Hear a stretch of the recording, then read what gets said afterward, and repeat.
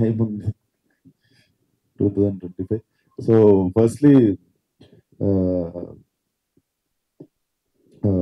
వెంకట్ గారు చాలా మందికి అంటే కొంతమంది తెలియని వాళ్ళకి పరిచయం ఏంటంటే మీరు వైజాగ్లో విజయవాడలో ఆంధ్రలో స్వీట్ మ్యాజిక్ అని చెప్పి మీరు ఒక స్వీట్ షాప్ ప్లస్ రెస్టారెంట్ చూస్తుంటారు కదా సార్ అది. సో లైఫ్ అంతా సాఫీగా సాగుతున్నప్పుడు అంతా వెల్ సెటిల్డ్ ఉన్నప్పుడు for his son this is the second time he have taken this risk. Palasa అనే సినిమా కూడా అప్పుడు సార్ వాళ్ళ అబ్బాయి కోసం ప్రొడ్యూస్ చేసి కరుణకుమార్ గారితో కూర్చొని నాకు దగ్గరగా చూసిన జర్నీ అది. సో చాలా ముచ్చటేసింది సార్.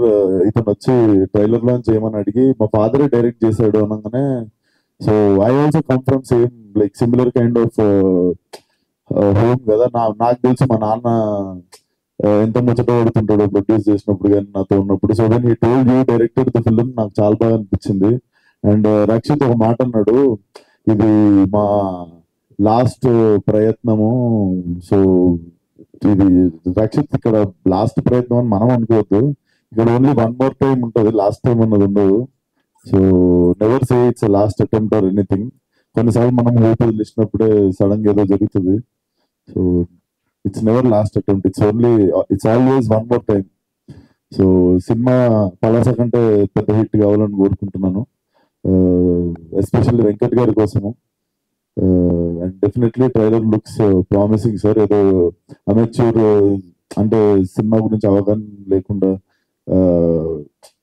చిన్న గుళ్ళ కొద్ది డైరెక్షన్ చేసినట్టు లేదు, అస్సలు లేదు. డెఫినెట్లీ మీకు క్రాఫ్ట్ తెలిసి తీసినట్టే ఉంది, డెఫినెట్లీ సినిమా పలాస కంటే పెద్ద హిట్ కావాలి. Rakshit, all the best. And thank you support చేయడానికి వచ్చిన మీడియా వాళ్ళందరికీ కూడా thank you so much. And thank you so much.